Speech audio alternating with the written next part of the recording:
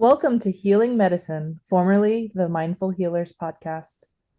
This is the podcast for physicians and healthcare professionals who crave balance and purpose. If you want to rediscover your love for medicine and life, one mindful step at a time, you are in the right place. We are Dr. Jessie Mahoney. And Dr. Nichang Liang, physicians who bring decades of experience in physician health and wellness and leadership to the wellness conversation. Like so many of you, we felt the exhaustion, the disillusionment, and the weight of a career that demands so much, often at the expense of our own well being. In this podcast, we explore mindfulness, mindset, and real, sustainable health and well-being strategies. Not as another task to add to your plate, but as a way to experience medicine and life differently. Each episode dives into practical strategies, coaching tools, and real conversations to help you feel more present, fulfilled, and in control. When we are healthy and well, we become powerful agents of change. If you're ready to break free from exhaustion, cynicism, overwhelm, feeling ineffectual and stuck, and rediscover joy and presence, you are in the right place. A life and a career that truly fits you await. Reminder that nothing in this podcast is medical advice. Welcome to our episode on Rooted Wisdom, what gardening can teach us about life. How do you grow so much? Can you show me a picture? What's the secret? I got all of these questions multiplied by 10 recently when I shared what I had grown for a Women in Medicine luncheon. And it brought up a lot of questions in my own mind and is part of the impetus for this episode. And I wonder why gardening is such an obsession for so many women in medicine. Is it because it's healing? Is it because it's mindful? I know so many of us have challenges with hobbies, and this seems to be a hobby that appeals to so many. And why is it that all of our same thought patterns show up? Why we bring compare and despair and production and more is better to our gardening and managing our plots and making them look a certain way and thinking there's a right way and a wrong way. And in my mind, and this is probably through a lot of mindfulness and coaching, that gardening is really about the experience. And for me, it's about exercise. And it's about growing and learning and stretching and evolving, as well as, for me, it's about producing food for a very specific goal. So that's what we're going to talk about today. Our different experiences with planting, tending, harvesting, and different lessons that we've learned, and our very different approaches and hangups and things that get in the way. And we hope to share with loving amusement all of those things, and we hope to inspire you to try out some gardening. If you're already a gardener, you will of course love our conversation too. In every walk with nature, one receives far more than he, and I'm going to add, or she seeks. And that's a quote by John Muir in honor of the prior 3 Connect in Nature retreats that Jessie and I co-led at Muir Beach and Muir Woods. And it's so interesting that right before we pushed record, we were just talking about the different ways that you and I have gardened. For me, only just the last couple of months with a lot of planning ahead of time, and Jessie, the better part of 18 months. And our adage is that neither of us is an expert in any sort of way. And now it's summer, and Jessie is currently having a fantastic harvest that she has been generously sharing on social media and will probably put on the album art for this episode. And for me, I'm tending to saplings and seedlings that have been growing for the last few weeks, my house plants, which include a small pothos collection, my prized Thai constellation monstera, a monstera that I split, ZZ plant, and lots of little spider plant propagations and babies, as well as string of pearls propagation babies. So we'll delve right into the observations and lessons that we have garnered over our limited experience being gardeners with apparently pretty green thumbs, but in very different ways. Love it. So the first one is to begin. So I actually read a lot before I even took action in my small, modest 2 by 4 foot raised bed. I read blogs and articles and social media posts in different gardening groups about what I could still plant in season in San Diego. It was already June and I didn't even have my raised bed constructed yet. And while the growing season here is quite long, luckily in San Diego, being in like 10A or 10B geographic location, I knew that if I didn't actually do the things that I was learning about, then in the words of Hamilton, I'd miss my shot. So over a weekend, my kids actually helped me drill and nail and assemble my small fir wood 2 by 4 foot raised bed, and I filled it with organic soil that I had researched about and seen the reviews on, that I had actually purchased weeks ago and was just sitting in a corner of my yard waiting for it to be put into my raised bed, painstakingly, scoop by scoop. And actually, it was the planting of the seedlings and the saplings and popping in seeds that took the least amount of time. And it was actually the prep work of setting up those young plants and seeds for success. That was the part that actually took the longest for me. Yeah, and that is always true in gardening, right? It's the prep work and the dirt and the creating a space where animals won't eat things. And so I think many people think that somehow it's the growth phase and it's a lot of the pre-work, which is not my favorite part. So I need you in my life, and I have my husband who's a bit of you. He does the researching and all of those things. But he also, like you, hesitates and hesitates. And I'm like, fine, I'm just going to put it all in. And so I think it's actually just fun. It brings up our personalities, right? Mm-hmm. You tend to be, said with love, more of a perfectionist and a researcher, and you don't want to make a mistake. And there's a little bit of scarcity mindset about your 2 by 4 plot. Mm-hmm. Just saying. And so your brain, wherever, we take our brain to everything, whether it's a 2 by 4 plot or I'm bringing my brain to a really large garden.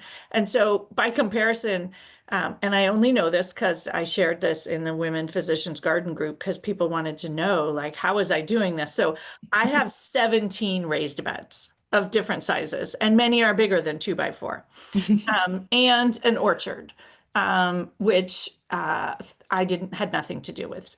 It just does its thing, but I do have to take care of it. And some of this gardening lessons will come from that.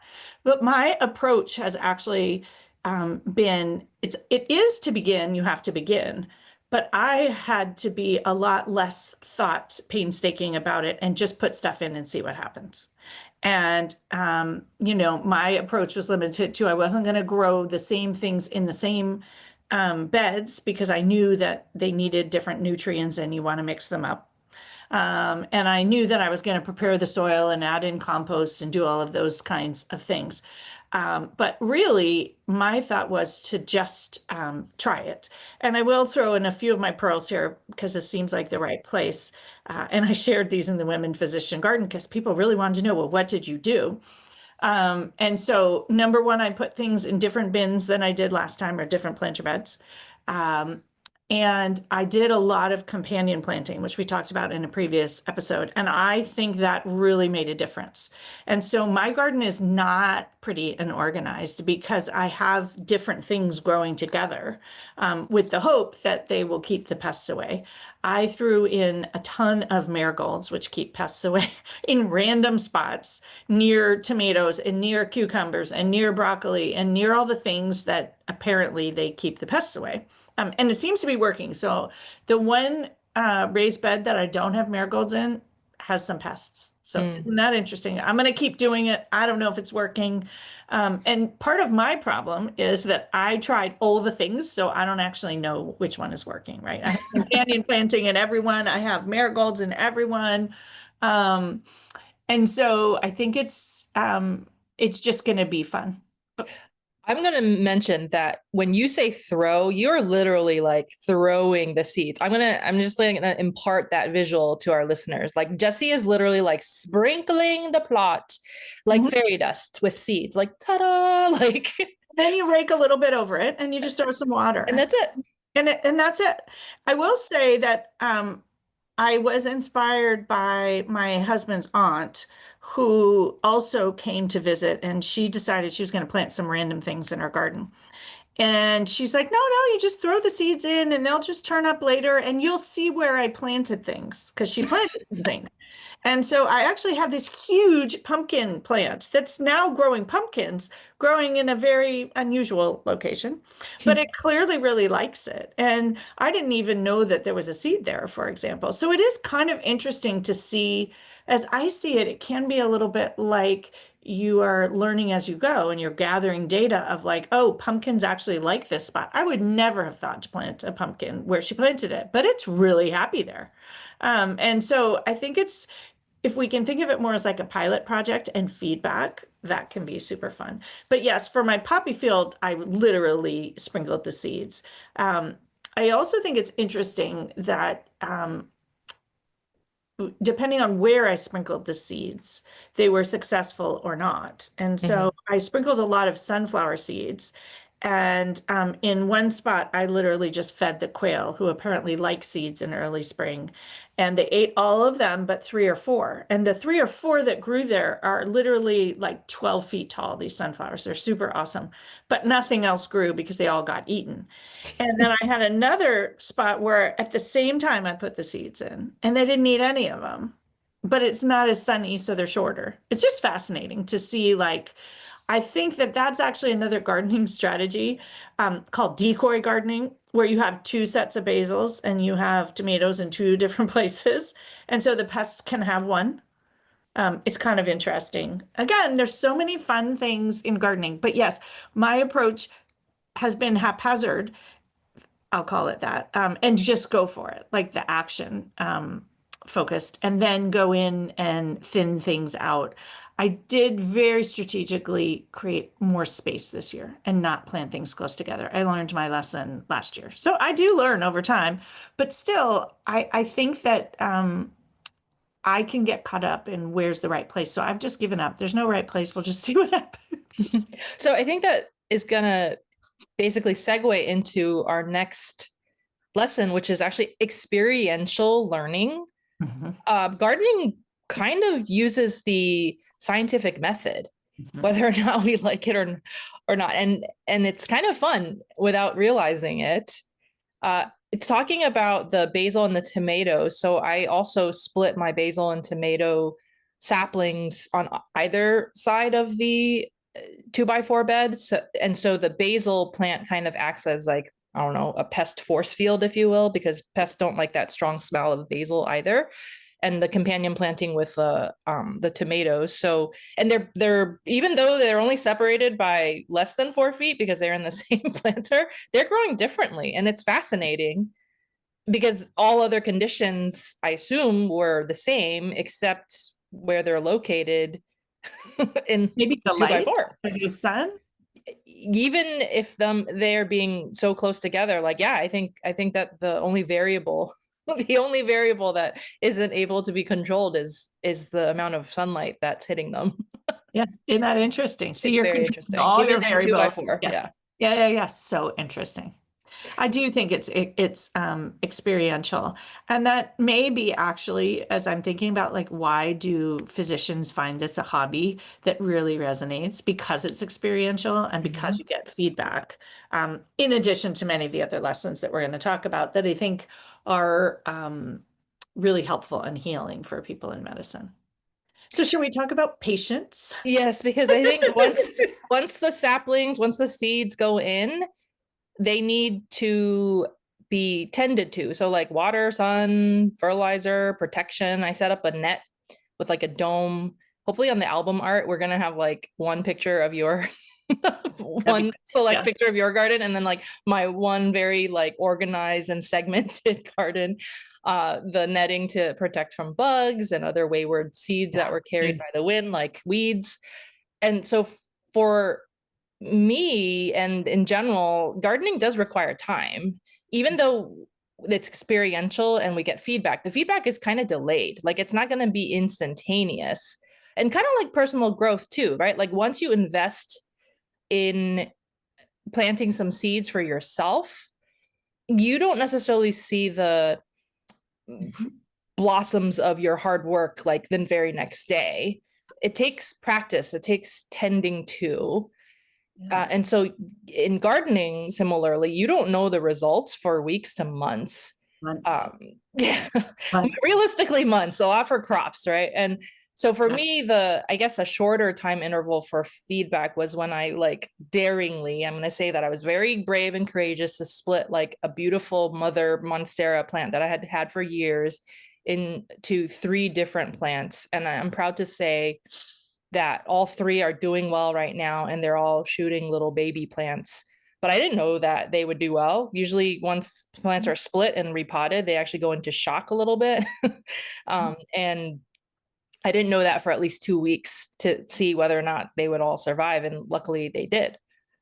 And so the mindful takeaway here is to trust the process and be patient. Things happen in their own season. And oftentimes with plants, like you can't control what's actually going to sprout and what's going to die off, unfortunately. And fortunately. Yeah. Well, and it takes practice for us to trust. We were trained not to trust, and we were trained to control. And so this is a beautiful place to safely practice those and to stay out of your urgency bias. I have an urgency bias. I want the crops faster. I want more. I want to see that they're coming. And what I was really noticing right now is that like what is really producing now, I planted at the end of March. And that's a long time. And I actually tried this year and didn't get it quite right. I was trying to replant for fall because I do a lot of retreats in fall. So I really wanted to sort of get the fall things going so that they would be producing in October and November. That means that I should have planted them back in June, but I planted them in the end of July. And so we'll see what happens. But I think for me, that long timeline just didn't seem like it made sense. And so I think recognizing that nature actually shows us that almost everything in life happens much slower than our medical timeline, and that most of us have a bit of an urgency bias or a hurried bias that, and somehow I had this idea, well, I'll just hurry them along or I'll buy them bigger and they'll be fine. But that's not really true. So with that, we'll leave you with this quote for the lesson for patience is adopt the pace of nature. Her secret is patience by Ralph Waldo Emerson. Our next lesson is one that we've highlighted and spoken about many, many, many times on our podcast, and that's letting go of control, especially when things are growing, literally an entity, a being outside of your own body. You cannot control the rate of growth, whether or not it ends up dying, whether or not it's going to flower, whether or not it's going to produce any crop. You also can't control weather. You can't control the pests, whether or not they come and go. I mean, you can to a certain extent, but like naturally, you definitely can't. Or the ultimate outcomes of like what the amount of the bounty will be, if there even is any bounty. So the life lesson here perhaps is focus on the effort and not on the perfection of especially the outcome. Or focus on the experience, I'm thinking. And the learning and the watching and the mindfulness, like in the moment. Gardening is effort. I'm going to give you that. But not so much like if you try harder, you're not necessarily going to get a better crop. It's really you are at the whim of nature and what happens.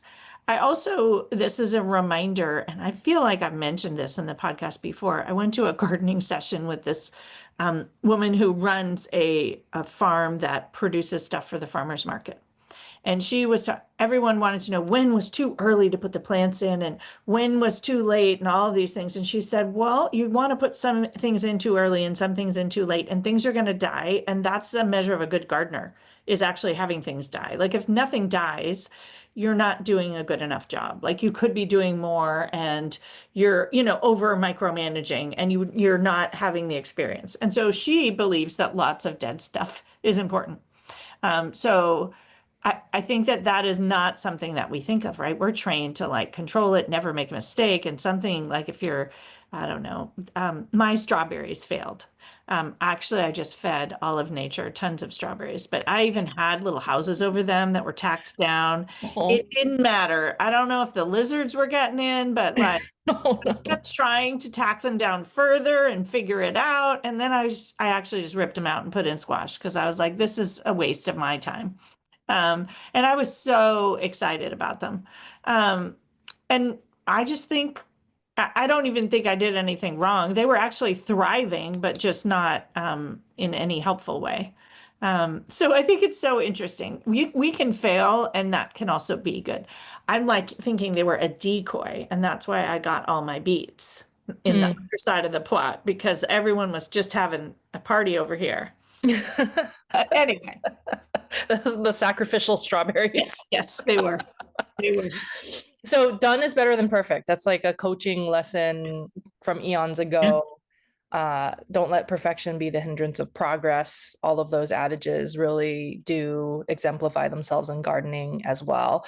For instance, when I was researching all of that and trying to lay out the most ideal garden, even in a 2 by 4 foot garden, that research actually hindered me from taking the action. And so after all the studying, right, in medical school and in our residency, fellowship training, all of the CME courses that we take throughout our lifetimes as healthcare professionals, you honestly have to make the best informed decision, go with it, and you really can't predict the outcome oftentimes.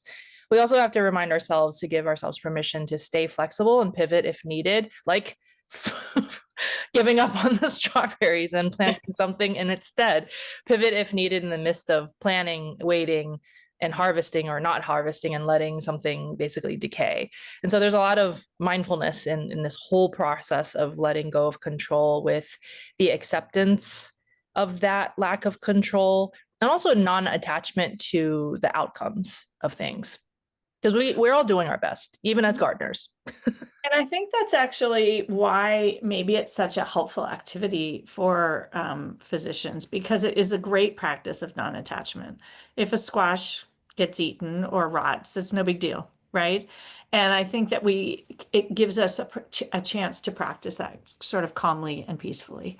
I also want to add that while we should let go of control of what's out of our control, gardening for me has also been a practice of focusing on what's in your control.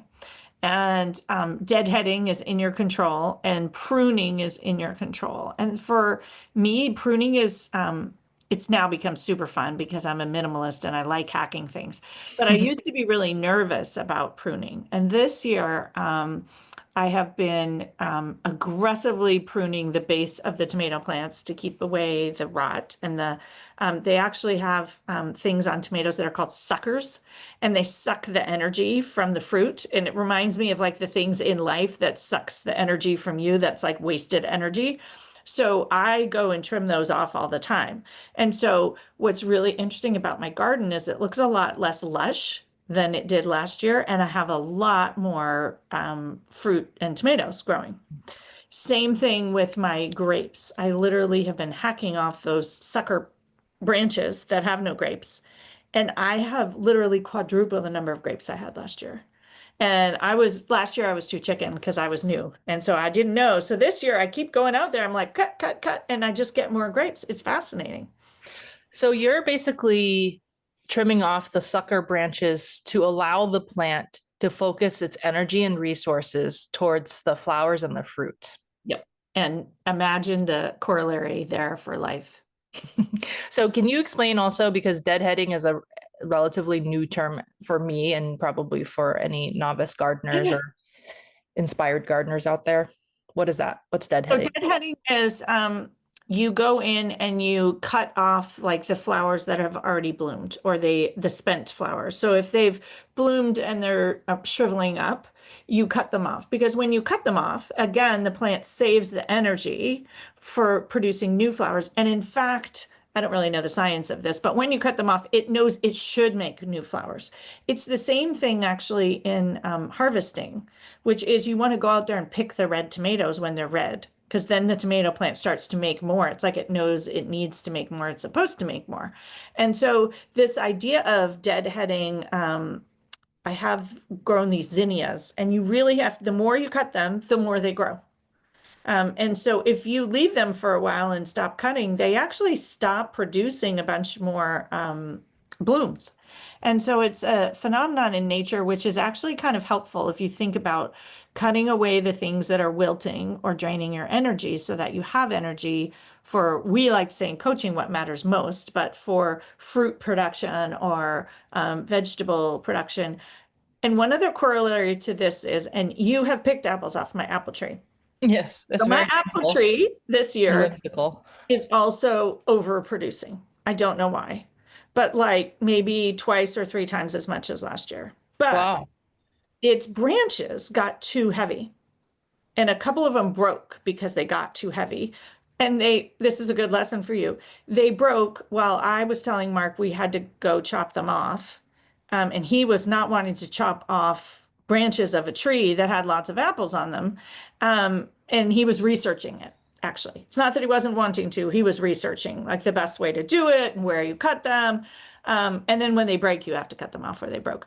But we actually also went in and like you can take off the ones that are really weighted or that are weighing down other parts of the tree so that then the rest of the apples will be delicious. And you can use those apples. We actually use the not quite done ones for applesauce or dried apples and for the horses next door. I have a whole, I'm really delighted with my bucket of horse apples, which are like not ripe apples. Apparently they like them just fine. So I was like, see, I have a Mhm. purpose for these. But you actually do have to go in and cut off like beautiful branches of a beautiful tree. And this idea of that things can be overweighted, even with good things, Mhm. is a lesson for me in particular, because sometimes I'm doing too many things I love. I am multi-passionate, and I think for so many people in life and in medicine. So our next lesson is also something that we've highlighted, but is exemplified so well in gardening, and that's presence in the process. Gardening is so conducive to noticing, right? Like you're usually outside, unless I'm tending my houseplants, which then I'm usually inside. But for my 2x4 plot and my outdoor plants, then I'm outside. So you're automatically able to notice all of your senses. And it also encourages slowing down, like noticing the soil, noticing the textures of the soil, the leaves. Even as you're pruning and deadheading, you have to like hold on to things and you have to touch things in order to take action on your plants. And so why not make all of those opportunities mindful opportunities of noticing the textures, the temperature, the color, the smells, both pleasant and unpleasant, because in gardening there are some unpleasant smells, which serve a dual purpose, right? Because compost doesn't necessarily smell wonderfully, and some of the horse or other manure Yeah. products that we use definitely don't smell nice, but they're really, really good for our gardens. Yeah. And so, an invitation for you to use gardening as a meditative practice, like be fully immersed in the experience, attuned to your senses, not trying to multitask and listen to a podcast or an audio book or Except for this. watching TV or something, except this podcast, apparently. But inviting you to use it as a way to practice mindfulness. And I use watering as a way to practice mindfulness and listening to the water and watching the soil change colors and then the harvesting is also a mindful activity because you have to look at all the different colors of the tomatoes and like and you even kind of feel them and squish them a little bit like just so there's so much cool mindfulness practice there in terms of your senses and it reminds me of connect in nature. Again, letting nature teach you and letting nature be a mindfulness nervous system healing practice. So our next one is composting. And we were going to say composting our failures, but even just this idea of composting that shitty stuff can still be good and can bring a lot of value and turn um, terrible things can turn into great things and can be nutrients and fuel for other things.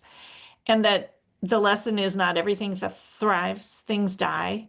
And that when they do, they can become the fertilizer for future growth plants. And otherwise,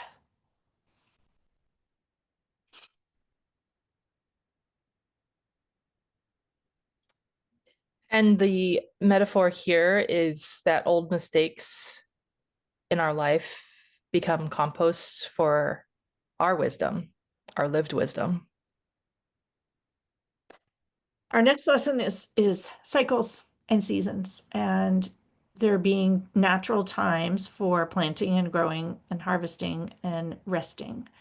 And this is true in your garden and in your life. It's not so true in medicine. We don't really honor the seasons. And I think that's actually a part of where our burnout comes from, but we should. And gardens remind us to simply honor the season that we're in and the weather that we have.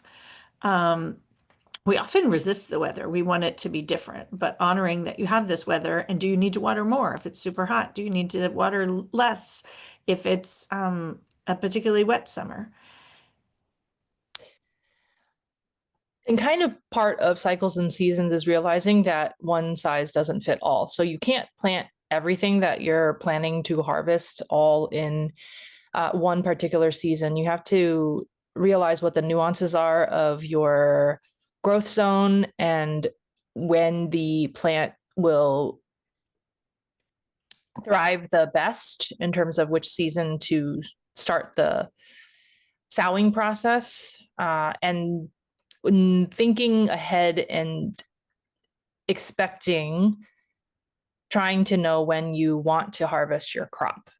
So each species has its own unique set of circumstances that will enable it to thrive, and it's up to you to plan for that in some respects.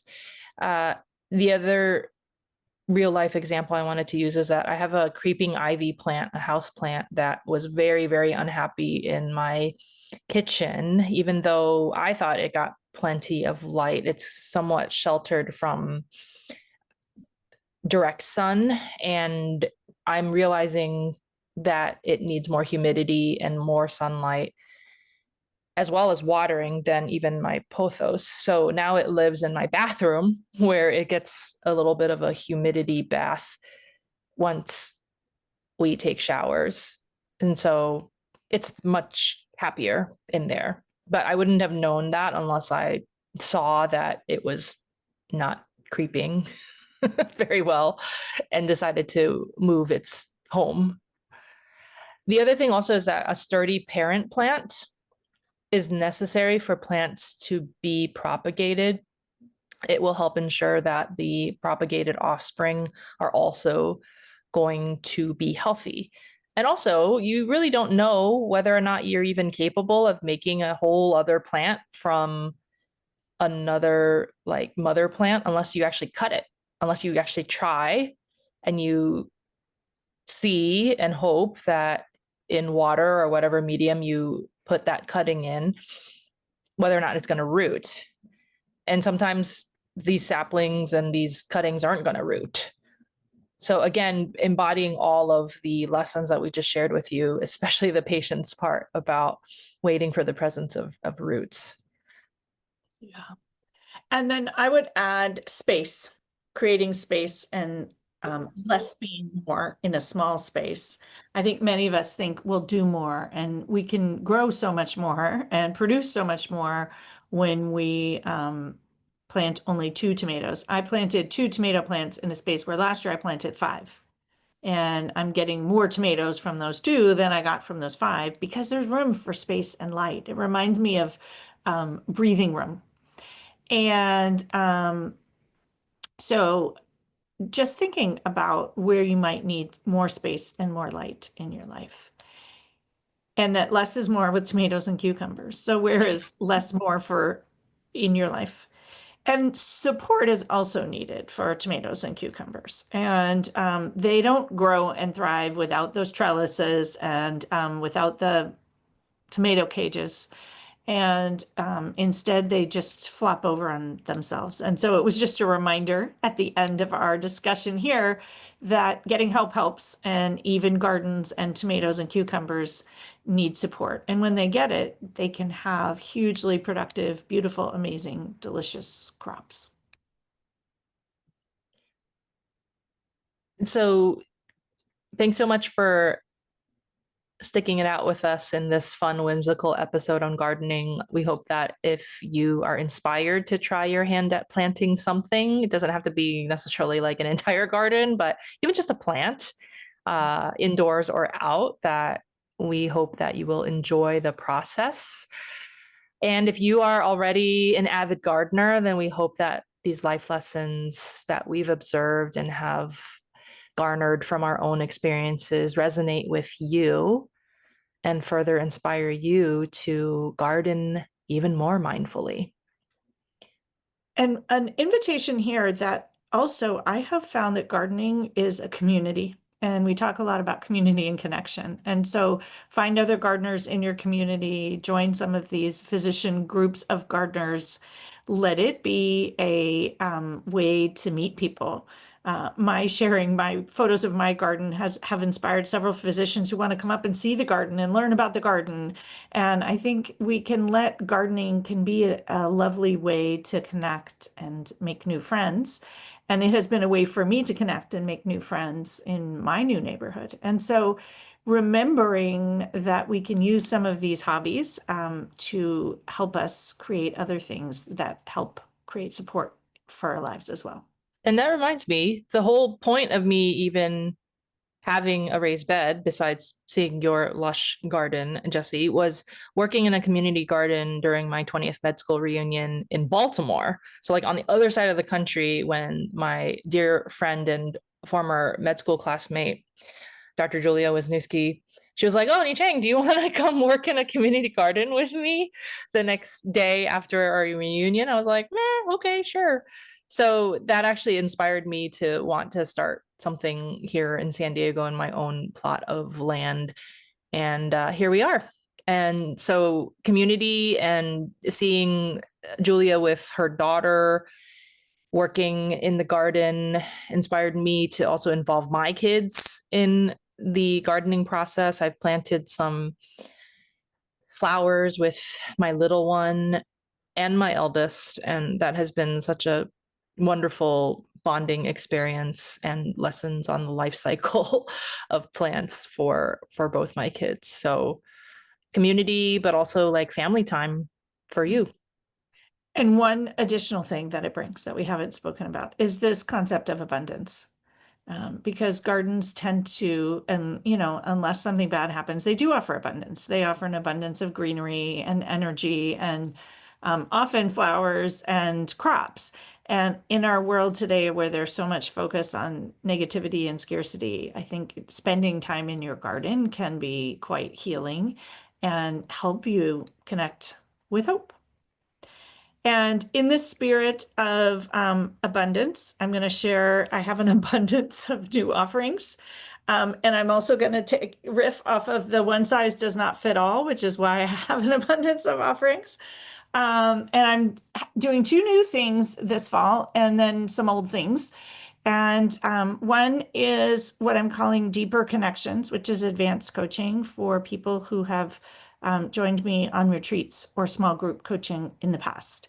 And it's going to be an amazing way for me to reconnect with people and for other people to reconnect with what I do. So if any of you still listen to the podcast, but maybe haven't opened your email or still aren't on mine, which could easily happen for forces out of any of our control, then know that that's out there and reach out.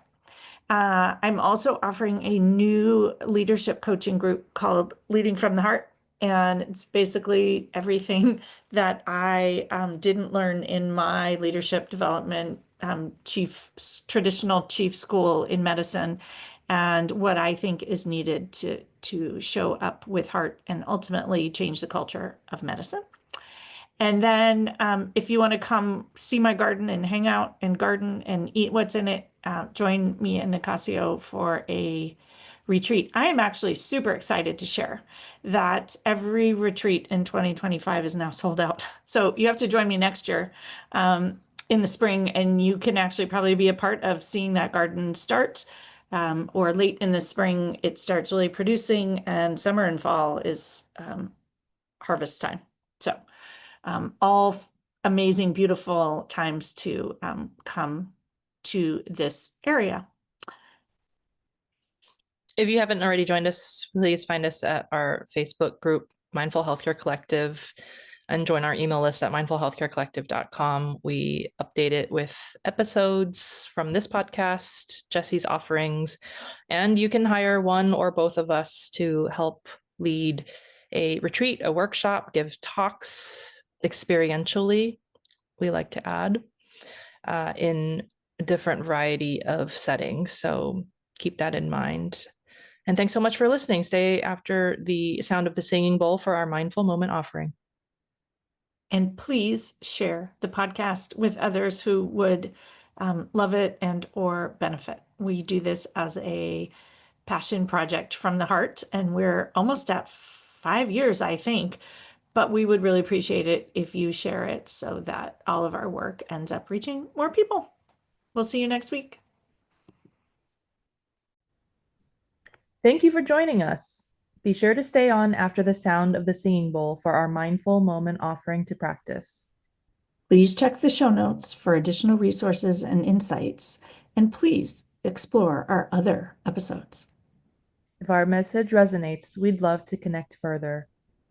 Please share this podcast with colleagues, friends, and family members. And remember, when you work with us, you don't just consume information, you create real change. We offer coaching, mindfulness experiences, workshops, retreats, and talks. Visit healingmedicinepodcast.com to learn more. Please note the content of this podcast is not medical or life advice. Always participate in our mindful moments safely.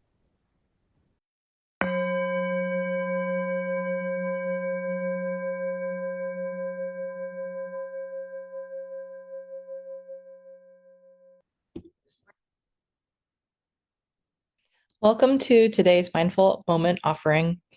I'm going to invite you to go to a plant. It could be a house plant or ideally even something outdoors, something that's not poisonous, because I'm going to invite you to use some of your senses, which will include smell as well as touch. So pick something that's not poisonous, and maybe pick something that's not obviously beautiful or attractive to you, something that you might not usually pick to enjoy.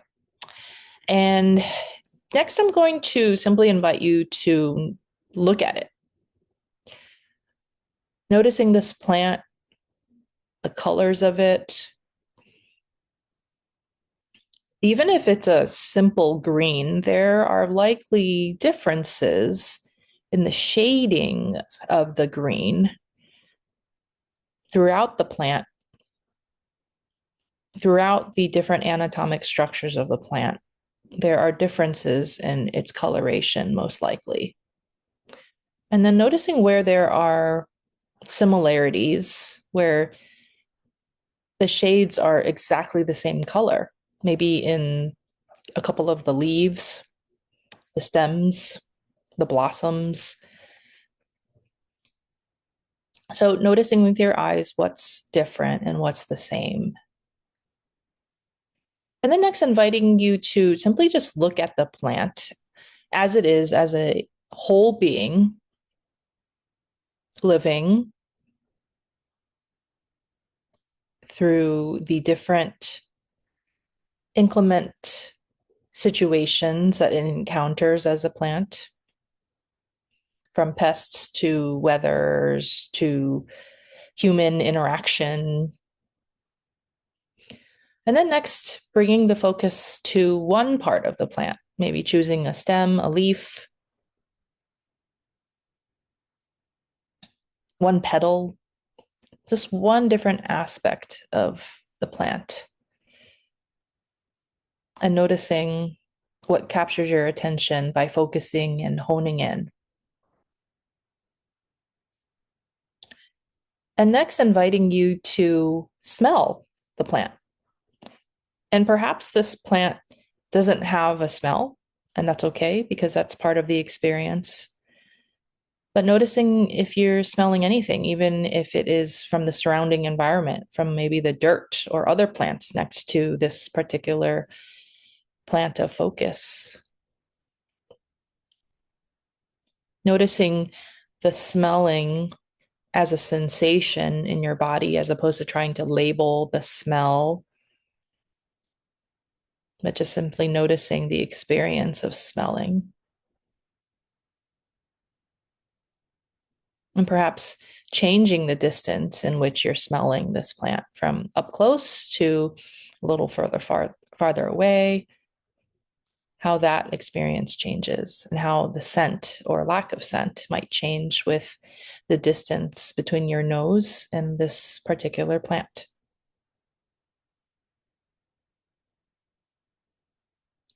And next, inviting you to listen to the plant. It may be silent, but there might be a cool breeze or some other noise from insects or birds that are nearby that you might notice. But simply listening, noticing what you hear from the plant, close to the plant, and all around you. And next, inviting you to touch the plant. Again, picking a plant that's not poisonous, but noticing the texture of the plant, whichever part that you're touching right now. And you can feel free to explore the plant gently and respectfully, noticing the different textures of the different anatomical structures of the plant, noticing any differences in temperature. If one part of the plant is exposed to the sun, is that actually warmer than if there's a more shaded part of the plant, like an exposed root or a stem that might be in the shade from leaves or a blossom up above. Simply noticing aspects of the sensation of touch.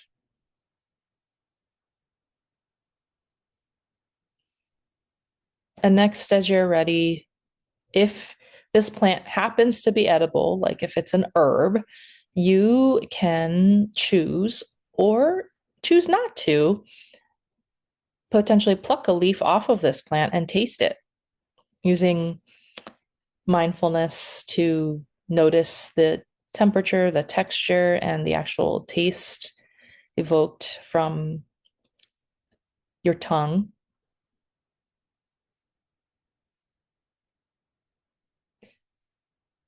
Not necessarily trying to label it right away, but simply experiencing the sense of taste.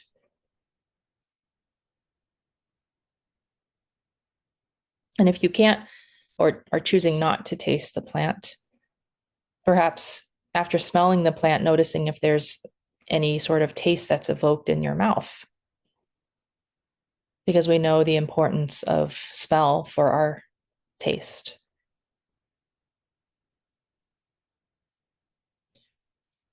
And next, shifting your focus to the plant in its entirety, looking at it. Bring some gratitude for this living being that's also part of this earth, and thanking it for its existence, for being part of your practice. Taking a moment now to notice how you feel now compared to a few minutes ago. Thanks so much for practicing with me today.